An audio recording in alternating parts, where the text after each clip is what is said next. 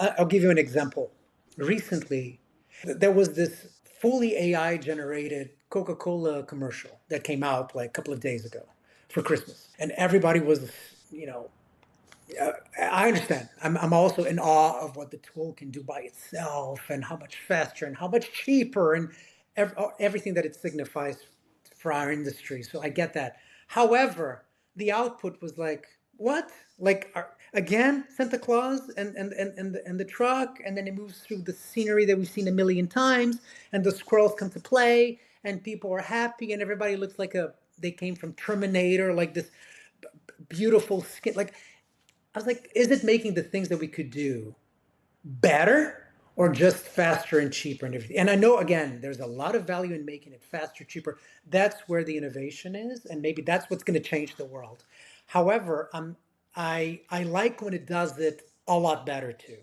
So my question is, because Coca-Cola now is using AI to generate a completely fairy tale end, couldn't it have done it in a way that we've never seen before, or more excitingly, or more uniquely?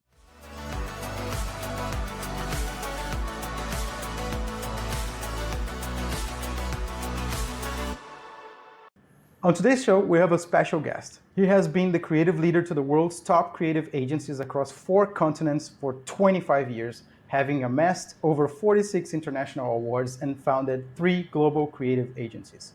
After developing one of the world's only agile methods applied to communication and applied that successfully onto some of the largest global brands in the world, including Spotify, Motorola, and KFC, André has recently moved to Tokyo and plans to cause a little disruption there. André, welcome to the show. Thank you very much, guys. It's a pleasure to be here with you. Would you like to just give a brief introduction of who you are and what you've been doing recently? I think you kind of just did of my whole career. So let me see. I think most recently, for the last 4 years, I've been working with a company called Kubo, and that has recently ended. But for all of these 4 years, what I essentially did was to take this agile methodology that I developed, and I've applied that to a lot of their very interesting global Fortune 500 clients around the world. And we did sprints, in every continent, met a bunch of amazing creative talent and clients as well. And then one of my biggest dreams was to move to Japan. And then I finally said, I have nothing to do in Japan. Japan doesn't want me, but I want it. So I'm going to go and see what happens. So this is what's going on right now. That's really nice. I know that it's super hard to get a visa in Japan, isn't it? Yes, yes. There is a trick for that as well. I think this is something that we've learned through Kubo. We had an employee who was from Egypt, but she lived in Germany. And in order to work with her, she said, I still need like to get a visa and work in Germany. So you can hire a company who hires your employee for you on your behalf. So there is that thing. It's totally legal and everything. So we've discovered that. And now the way that I'm going to Japan is through the same company. So Kubo pays that company who pays me. So therefore, I can get a work visa. It's a bit of a workaround. It costs money. It's not ideal, but for now, it's okay. And are already in Japan or in Tokyo? Are you planning to move soon? Yeah, so the work visa recently came through. I spent 6 months of this year in Tokyo, and but as a tourist essentially. So I went in for 3 months, left, went in again, and then once you've done this twice, then you can no longer come as a tourist. So I've done that for half a year, and then I left, worked on this work visa situation, and it finally came through already. I could have been in Japan right now, but I decided to just be in Thailand for now because it's getting really cold in Japan, and Thailand is lovely. So I'm in Bangkok right now. Yeah, I have seen that you have worked in many different countries and different cultures and lifestyles. And what were your roles in these different countries? And which countries have you lived and worked? Oh man, it's been such a long path. I think I started working in Brazil, and then when I left Brazil, I started an assistant art director. So always been on the visual side of things, and I started working in digital when it was just starting in Brazil. I think it was '97 for McCann Erickson in São Paulo. After that, once I got like some interesting work in my portfolio, I thought maybe I can go abroad. And I already spoke English, so I knew that it wouldn't be a huge jump to get used to working abroad, I thought. And then I went to Canada. After Canada, I went to Holland. I think after Holland, I went to Sweden, then Japan. Then I came back to Brazil. It's been quite a lot of countries, but essentially, I think I've spent the most time in a few different instances in Holland out of all these years. Yep. So, and I have lived in Sweden for 3 years. I just came back to Brazil, so I kind of relate with your. Oh, no with way. your Where did you live? In Stockholm? I, I live in Lund for 2 years to do a master's degree. Oh, of course. It's a And big university town, right? yeah, it's super nice. And then after that, I moved to Uppsala. There's the second biggest university too. So Oh, that as there's well. Yeah, both. yeah, Yeah. yeah. But then I was working there for a while. It was a good experience. Pratar du lite svenska? Lite svenska. I forgot. I also lived in Sweden for a while, but forgot. Yeah. Well, which city have you lived there? I was in Stockholm. I used to work for what was at the time a very well respected small agency called Farfar. That agency Uh, at the time was like perhaps top three most creative agencies in the world by all of the award standards and stuff like that. So it was a magical time to be in Sweden, yeah. and I love my time there. Yep. That's cool. That's cool. And I It's a was, great country. yeah, it's a nice country to live. And talking about your experience like worldwide in worldwide environments, what were the challenges that you faced like in different cultures, and how did you uh, pass through that? Yeah. Well, I think one of the biggest differences I would say from Brazil, you guys have probably felt the same, is the level of maybe, I don't know if professionalism is the word, but just structure and organization. I remember like receiving briefs that were very well done, and we as a team would have enough time to work through them. And even the timelines, I mean, I was used to at the beginning of my career was like, okay, we need this for 3 days from now, right, or whatever, the weekend. And then when I moved to Canada, that was my first impression of the new international world. It was like, here's the brief. Tomorrow we're going to join to have a debriefing session to see if you have any questions. And then you're going to have a month to work. I was like, what? So all of that I was very surprised by all of it, and I loved it. So I think also the respect for us, the workers, and what we brought to the table, our skill set. I think Brazil, you used to just making things happen with very little. You have very little, few tools and time. You just make it happen, and people count on that.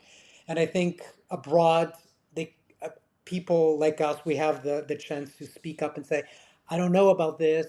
I'm not comfortable with that. I need this in order to get to that. So they arrange that. They do their best to get you that so that you can succeed. And I felt that was super respectful. And I grew accustomed to that, right? When I went back to Brazil, I was like, my God, this is chaos.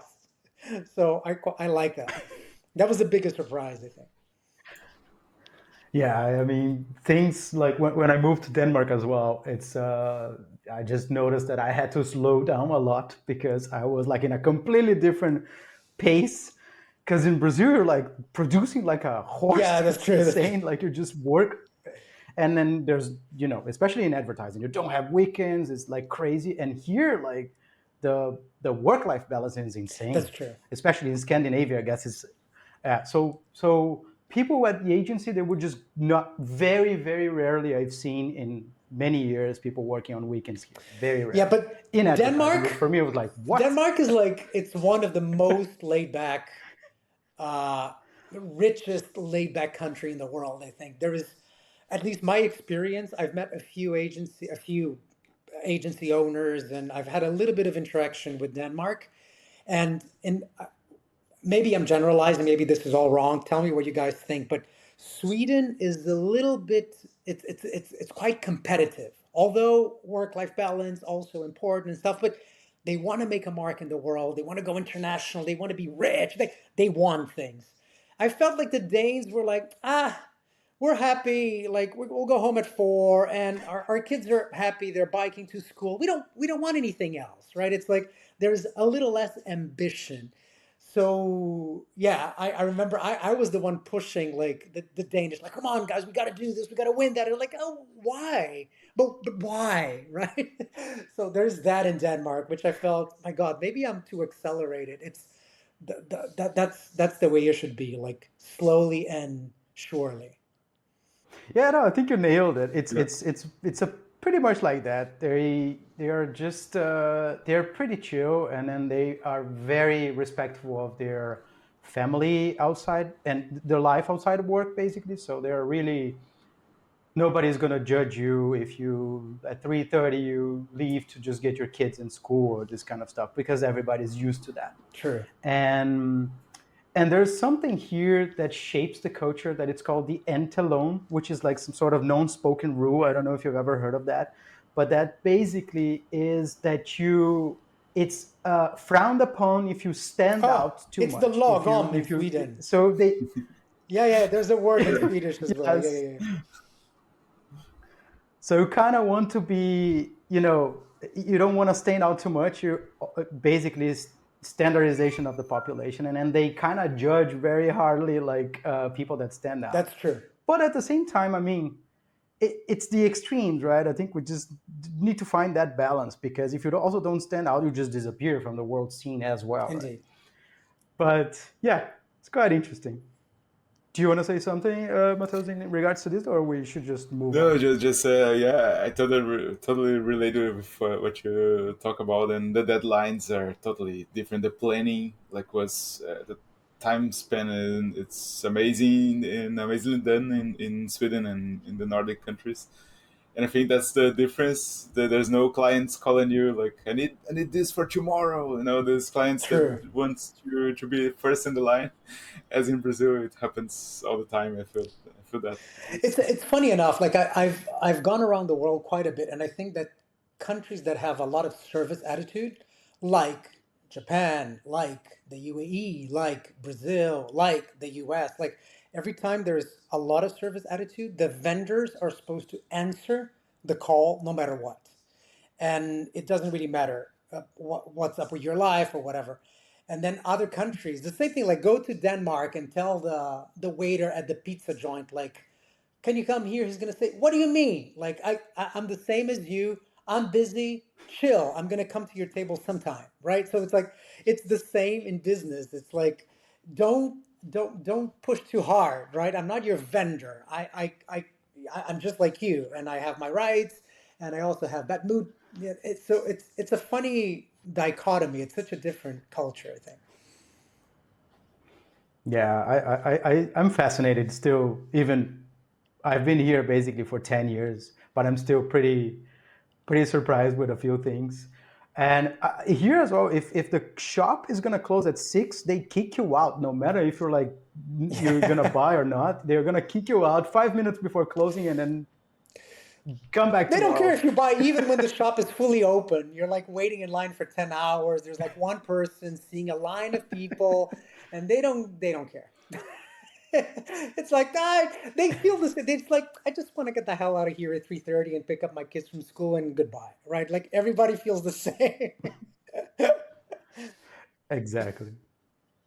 But I love living here. I think it's a It great is. It place. is.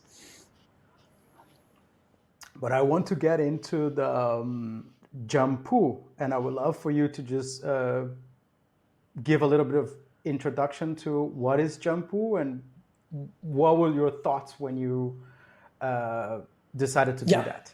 Okay, so Jump is I think brand is an overstatement, but it's just like a fun thing that I thought of doing. Maybe when I started going to Japan more often, like every time I would go, I went to Japan many, many times as a tourist. And then I would always want to, because I'm so proud of the culture and everything, and I want to buy like something that says something in Japanese, right?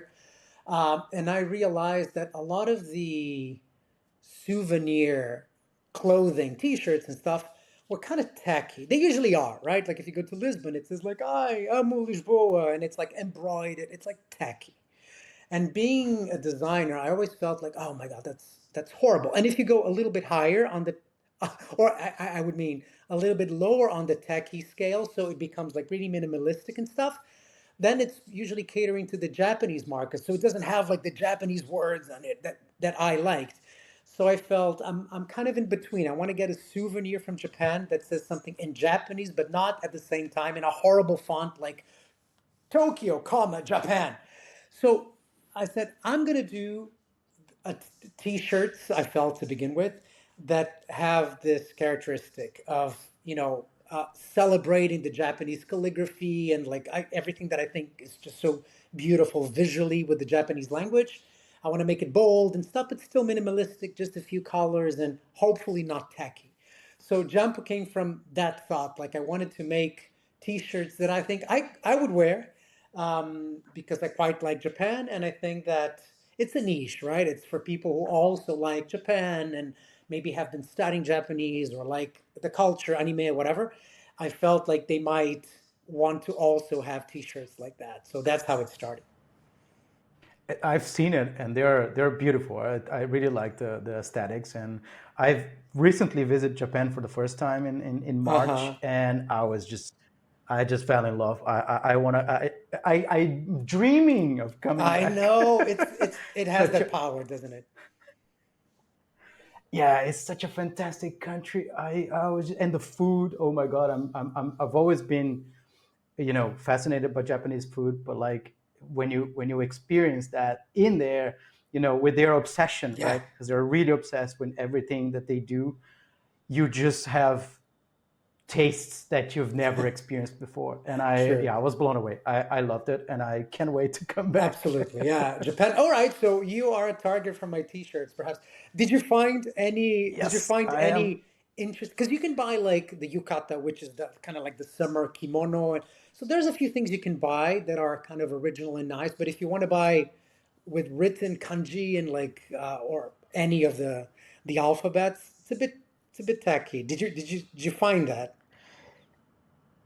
You can find it. I had to because I also wanted, like, to be honest. I think you're targeting people that are really passionate about Japan, but couldn't find what you're basically Nice, creating, which is you basically as well, right? So exactly. yeah, I'm definitely gonna buy some shirts from you because I really like the designs, Thank and you. I try to find something like that, but I couldn't. Arigatou gozaimasu. Um, Thank you so much.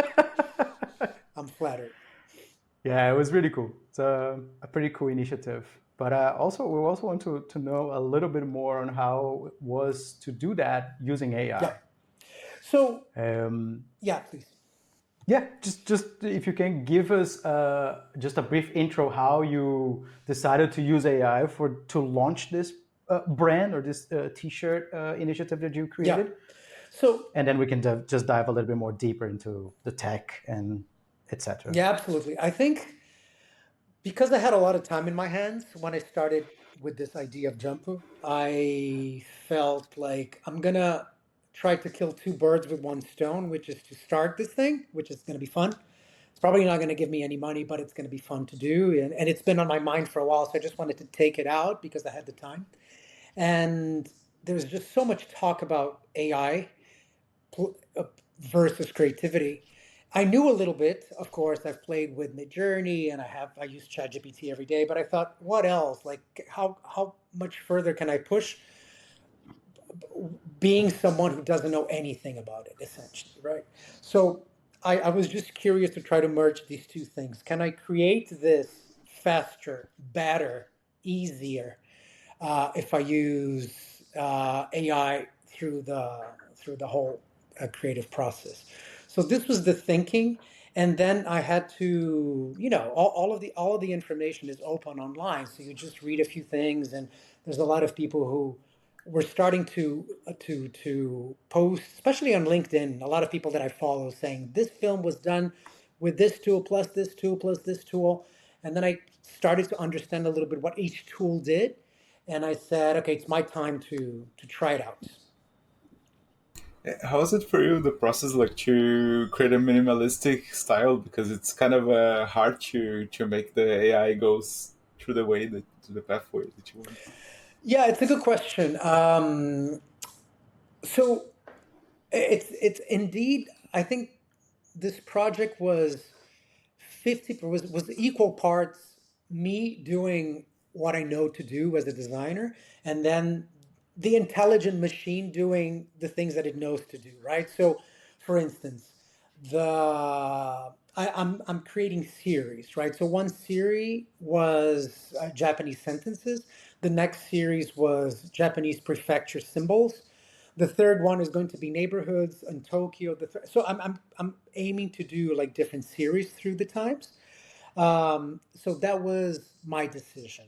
Then, when it comes to like even selecting the sentences, I said, because I've been learning Japanese, I know two or three sentences that people fall in love with, and they say it all the time, and it's kind of funny. And then obviously I went into ChatGPT and I said, the sentences like this are amusing and Japanese people use it a lot. What other sentences could it be, right? So you'll see that all the way through the process, there was a little bit of help from that. So once I got these sentences, it's a little bit of this play between machine and human. So I got everything that ChatGPT had to say. Of course, I edited it. I kept playing with it until I think I was satisfied. Then I had to move it through a human. So I put it through my Japanese teacher. And I said, Sensei, what do you think of those? And he's like, oh no, this is shit. This is nice. This is this. Nobody says this. So obviously you have someone kind of correcting the machine, right? And then we came to the conclusion that these were the ones that we wanted to use. And then I went into Photoshop and so forth. Like I can explain to you like the step by step, but I think that there was a bit of that play between AI and then making my own decisions on things and having to deal with the consequences, right? Like when the machine does its own thing, maybe you can play with it and you're like, oh, damn it, it doesn't do exactly what I want to do. But when it's you doing it, then there's that anxiety like, am I doing it right? I mean, now I've done exactly what I want to do. Is it going to be successful? Is this right? So I don't know, right? So you have to press the button and go. But in terms of MidJourney, for example, at least I've been using MidJourney for quite a while. I was one of the beta testers to test the browser interface instead of Discord, which was terrible. Right. But in my experiences, it is really hard to get something minimalistic. For some weird reason, AIs really like to just throw everything all in. So let's say you ask for Yeah. a shelf with some books, it will just give you like the most bloated shelf True. with the most number of books you can possibly imagine that fits in there. So what did you have did you have to hack it somehow to make it a bit more minimalistic, or you managed to achieve that? Yeah. What was the So secret to everything get that it to? related to like the way the t-shirts look like, which is just like the print on the t-shirt, that was just done through Photoshop and mocking things up and stuff, right? So um, but then I had this idea of saying, I need to, in order to make it like more human-like and people feel attracted to it, I need to put it on a model. And then I thought it would be an interesting idea to create like characters that are, typical Japanese, but without the trademarks, right? So I wasn't going to get directly Hello Kitty and Ultra 7. So I wanted to do characters that looked kind of like that. And there's in the pantheon of Japanese characters, there's just so much to choose from like old folk tales and gods and devils and robots. So now I need to give some credit to a great friend of mine called Vitor Saatchi, who's a fantastic designer and creative director, and he is a MidJourney god. And I said, Victor, can you create some characters for me with these qualities and stuff? And so he did. And he created some beautiful ones, and I took those. And then I needed to create others after that. And I'm no MidJourney whiz. So he gave me about 70% of what I wanted, and then I needed to create more. The way that I hacked MidJourney to give me very minimalist looking characters was to start from a base picture. So I just took a picture from a model that was wearing a black or a white t-shirt, and I put it as a base. And then I described my prompt on top of it, saying, the face of a samurai or whatever. And but it is indeed, as you mentioned, I think for people who know it very well, it's easier to go around the prompts and stuff. But for me, it was a lot of trial and error. Two things that were difficult.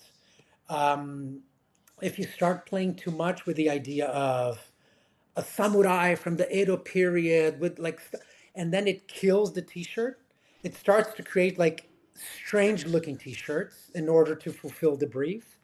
And if you keep it very stable, and if you say, I need a crew neck black t-shirt with short sleeves, so that you don't start pasting things on t-shirts that look nothing like yours, and then it keeps like it does it cannot imagine the faces all that unique.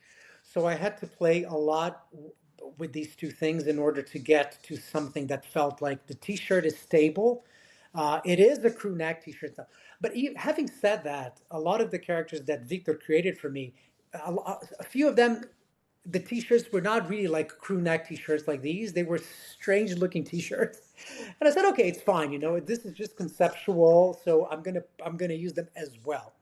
So I made a mix between things that looked very much like a t-shirt and things that were more like capes and things that looked like even more like a rubbery looking t-shirt. So it was quite difficult to get the gist for it.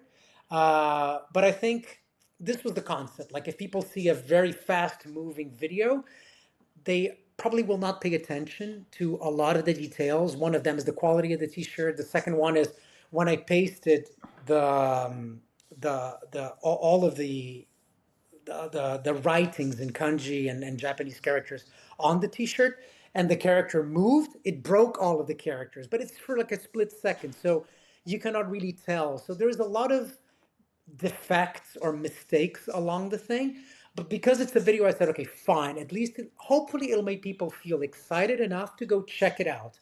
Once they go check it out, then they're going to look at images of the t-shirt to feel assured that it is like high quality and blah, blah, blah. So this was the thinking. Let me just unpack a little bit of what you just said. So there's two instances where you use AI, basically, Yeah. right? So it was also to help conceptualize the designs, correct? And also for the campaign, right? Yeah, so conceptualize the design. It's a little bit of what I explained, like which sentences should I use and stuff. So I played a little bit with ChatGPT. Once it went to the second series, which was the Japanese prefectures, like those big symbols, I just looked at a huge list and I said, I like those 9, the end, right? So there was nothing there. So I think to create the series, it's very much like what's in my head, and I just dump it into visuals and I place it, and I just place it on a t-shirt, the end. Once it came to creating the video, then it's like a lot of AI, like from making the scenes for the video to animating the video to putting the sound on the video. All of that was with the help of different AI software. Yeah. Which tools have you used? Like Runaway and Suno? I'm just guessing or is it? Yes. So I used, funny enough, I've used something called Kling as well for visualizing, for creating some images, because it gave me some interesting images. So I tried MidJourney. I was playing around with the prompt a lot. And then I used Kling as well. And it gave me some interesting options, and I used them. I think the samurai that I have there and the octopus looking thing came from Kling. So these days, I mean, even Runway creates images, right? So it depends which software you most used to working with, I suppose. So I used a few of those for images.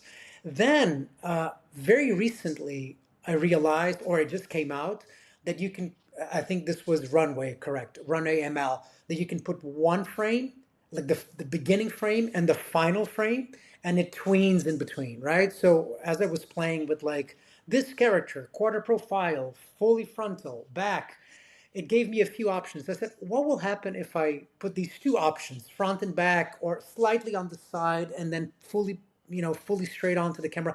Will it create like the tween motion in between? And it did. So this is pretty cool.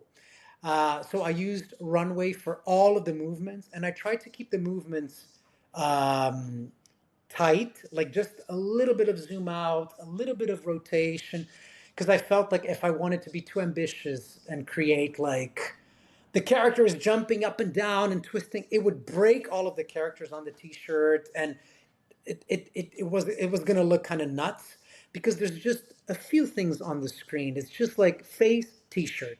If it was a huge background with a lot of elements, the eye cannot notice a lot of the crazy things that it builds in order to tween. But if it's just like a one element, you see the mistakes, right? And I wanted to keep it minimal. Yeah. Was it too hard to find the same T-shirt that you have like printed out, like to make it on MidJourney or in these AI tools? Like, Yes. Yes. You'll see that all of the Japanese looking characters, they are wearing like a totally different t-shirt. One is like a crew yeah, neck with a very thin neck border. The other one is longer. The other one doesn't have any. One sits up here. The other one sits down here. And there's even like a canoe kind of cut on one of them with the cape. So that was messy. I tried to then, once I created so what I did was first I created the character with like a solid black or white t-shirt. And then I went back into Photoshop and I applied my design onto it. As I did that, sometimes I tried to correct the crew neck and so there was a little bit of playing around. And also, I mean, we're very lucky that in Photoshop these days, there's just so much with generative fillings and stuff that you can say, just this space, like, give me something else. And sometimes it would do, like, I remember that I had something that it was like a very straight neck like this. And I just selected the sides of it and I said, go. And then it actually created like a plunk, like a very round crew neck. And it's like, oh, perfect. It knows what I want. I didn't even prompt anything. So I think even if you know nothing like me, if you go through trial and error and if you have patience to learn the tools a little bit and do many times, you will get it. It's funny with Photoshop because in my old days, right, I would have to patch it up with the Oh, yeah. Band-Aid too, like so it keeps the light and stuff. And it's just now to just circle around and just tell the generative AI to fill that gap or to erase that is It's ridiculously brilliant. fast. That's true. That's true. I never again use And like the just clone tool to like delete things and like clone from here over there. I'm like, forget this. Just like circle and say boom. And then it knows that you probably don't want that strange thing in the middle. You want it like it really is scary. I mean, we'll talk about what the implications of the tools are for creatives and everything else. But I approach it with a mix of fear and amazement. and it's also for me it's also crazy in Photoshop that I don't know if I think no, this is definitely AI. Before you also have to manually cut somebody's. If you want to separate a person from the background, you have to manually Yeah. cut that. But nowadays, you just go and select subject, and it poof cuts it, including the Yeah, hair. It's just crazy how these that's things true. evolve. I mean, I try to do it sometimes directly in Photoshop, just like select, I think it's called select subject or something like that. And it does it perfectly when the image has a clear subject and everything else is bokeh in the back or blurry.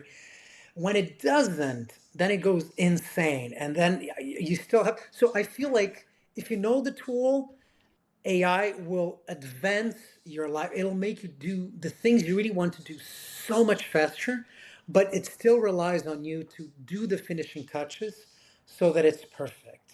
If you don't know the tool, you'll end up with something that is subpar, I think.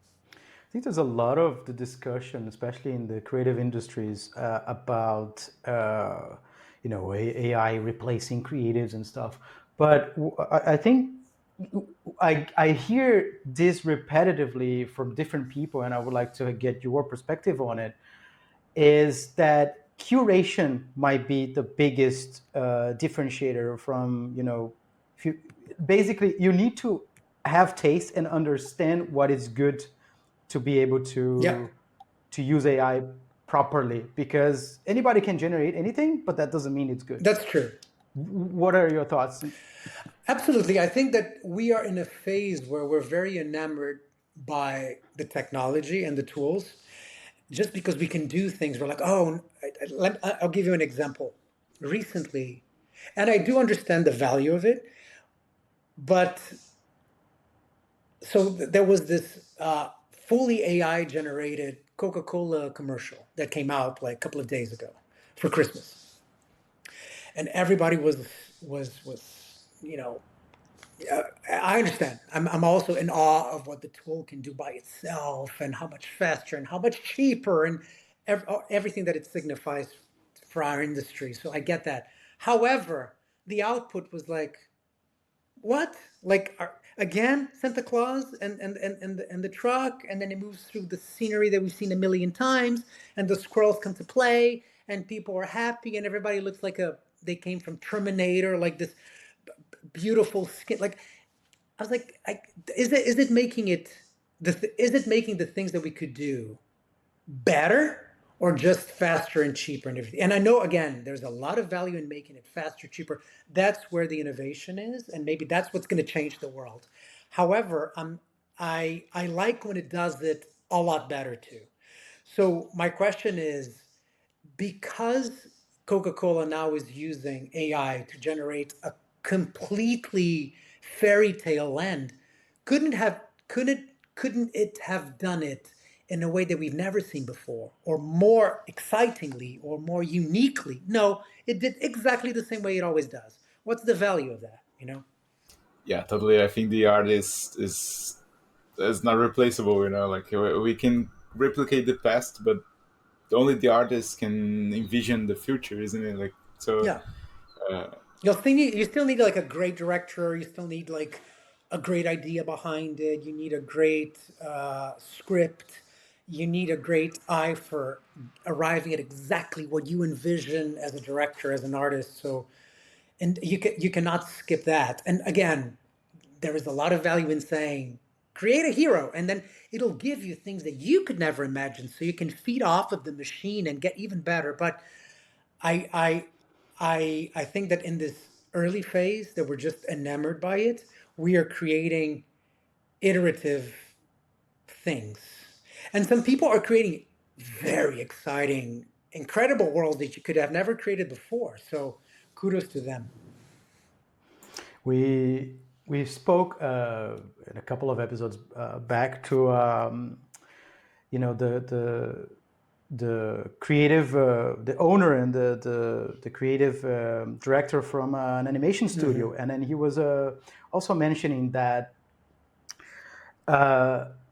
first he mentions that when you look into the terms of service of MidJourney, you scare every client that wants to work with that, because basically you don't own anything that you created in there, so you cannot just take that and use it. You have to do, you can use that as a base, but maybe you need to evolve and create something out of that, so you can have the rights to use it, right? And I guess it's just interesting to see how I think we also, at the same time as we know a lot, we don't know much. Yeah, yeah. I think even if you look at the legal aspect, which you're mentioning, like who owns the creative that comes out of Midjourney or One Runway or whatever, and also what is it based? What is it being trained on? It's being trained on copyrighted material from artists from around the world who get not even a cent from it, right? So, I think we're entering a very interesting new era where it's disrupting everything, and yeah, a lot of things will still change. A lot of things are still to be decided and put into law, and we'll see where that all ends. But it's a bit like the internet back when I started, right? Like nobody knew anything. We were doing just we were just doing things just for the fun of doing it. I remember creating websites for like pharma companies that had nothing to do with anything they needed at the time. Like they were just excited about having a website, and nobody would go to the website, and like, but still they wanted because it signified we are forward looking and we're technological. So I think a lot of clients, a lot of brands are jumping on that bandwagon and saying we cannot be left behind, so we also need to do. And until we really understand how to do, where it adds value, and how it fits into the whole system, I think it's going to take quite a bit of time. But I mean, no question that it's going to change everything, including all of our jobs. So you believe that AI is here to stay and it's going to disrupt, or it's going to become a staple in brand creation, and it's going to be used more as a tool for prototype and exploration? Or, yeah, what are your thoughts on that? I think it's going to be a great question. I think it is. I think the the leap that we're going through right now is unthinkable. I think we're going to end up with, did cinema kill the theater? No. But for every 1,000 cinema screens in the world, there's one theater. So people still want to go to the theater, but they'd rather watch a movie, either at home or at the cinema. You know what I mean? So I don't think it's going to kill the need for artists that do things by hand and, use the media the way that they've been using up to like 2 years ago. But they're going to be severely impacted to the point that I think 99% of them will be out of a job, or they will have to change what they do, right? I mean, what's the use? I'll give you an example. I used to bring in for my sprints a sketch artist. So he would be with us, with the group, as we would brainstorm and say, okay, we end up with this. Let's do a storyboard with this. Now you can just, stabilize the style on MidJourney and say, now I want this, I want that, I want that, I want that. And you can create all of these screens with someone who just can do the prompts.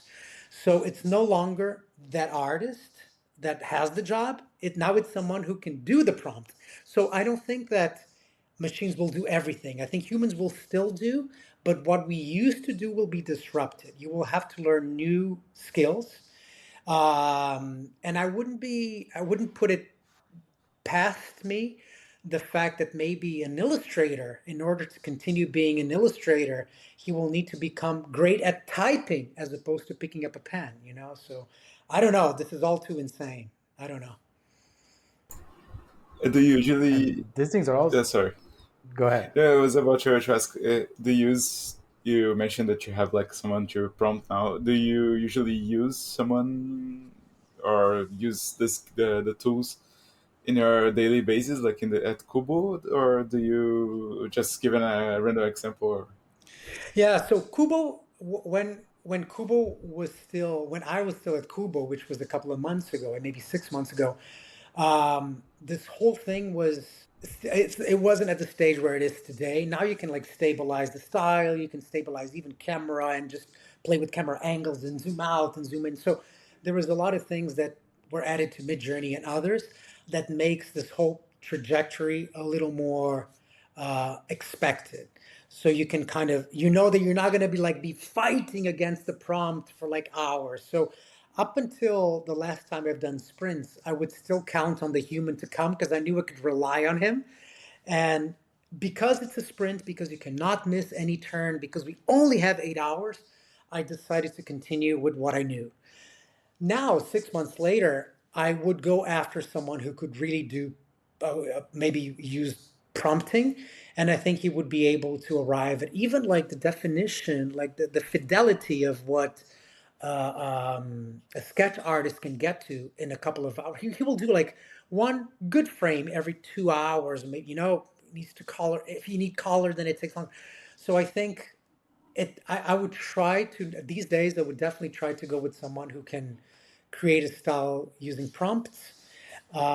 And maybe I would get to something that was even more insanely.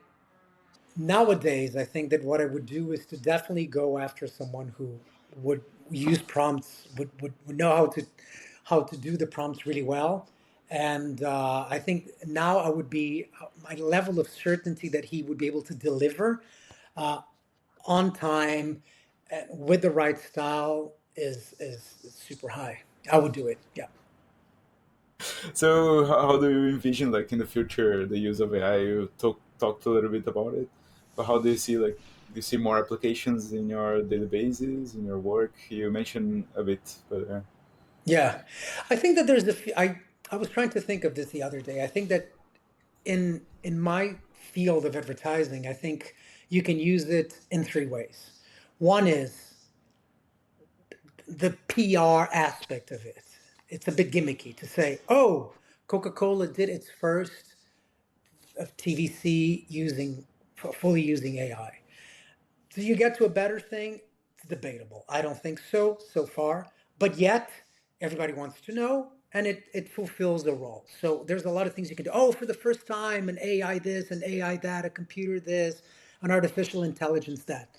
The media is dying to talk about this.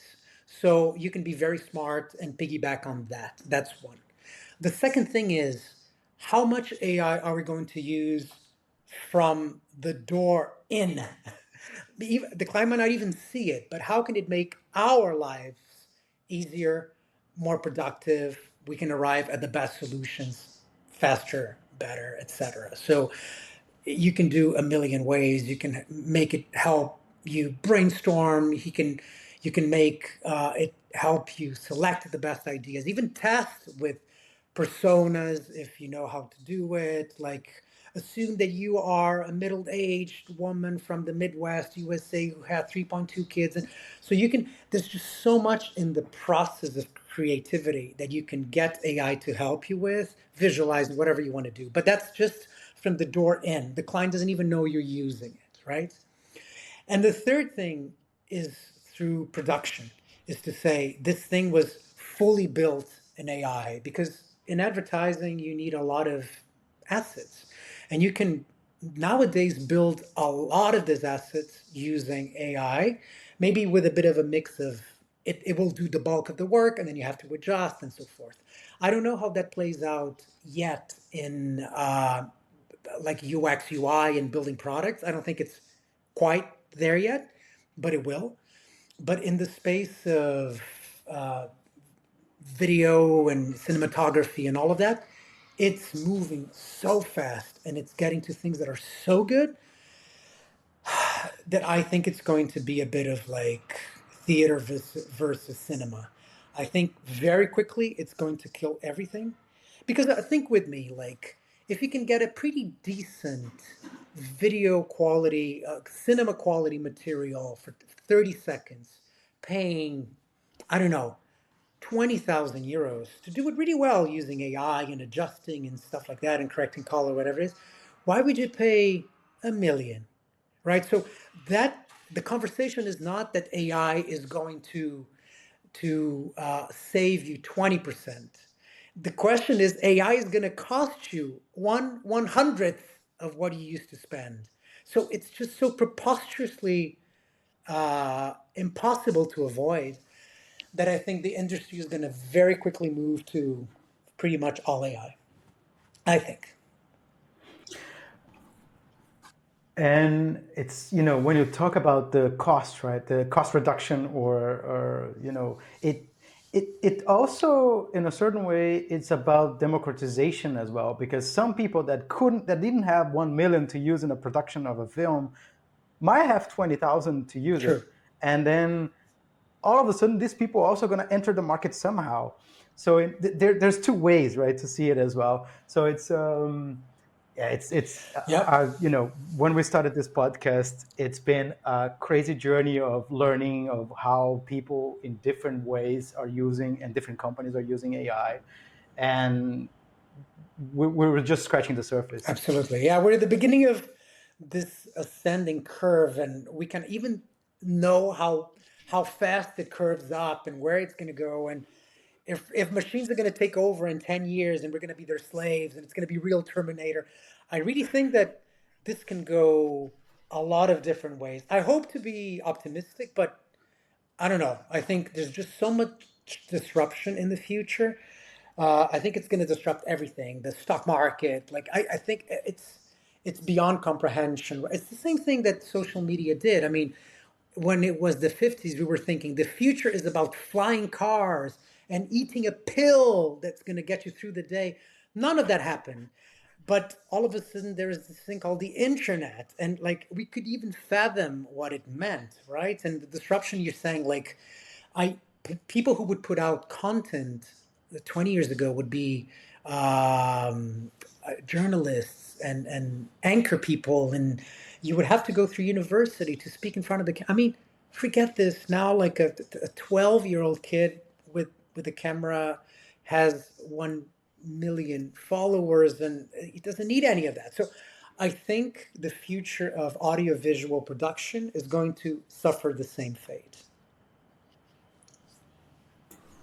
No, I totally agree. And then this democratization is amazing. Like as you mentioned, like I think the revolution of an internet is like kind of the same as it happened with AI right now. So we're gonna see something. I'm really excited, but at the same time a little bit afraid of the future.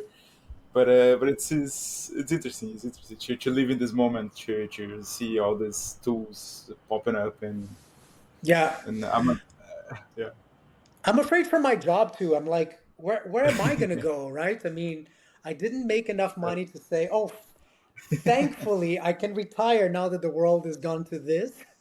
I have to still think like, what can I become? Like, what's the role of a creative director in 5 years' time, in 10 years' time? Like, do I have to, like, what do I have to do to be still be relevant? And so, big questions for all of us, I think. Yeah, but we, as Danny talked, like we spoke with many people, and what we see is like your role is not gonna disappear. You know so much, and you know how to do stuff. That people don't, even though like amateurs cannot do the same work as you are doing. For example, True. I I don't believe that an amateur can do the t-shirts that you are doing. Like it's a high quality Thank you. design, is a high quality thing. So you just can do that because you have your background.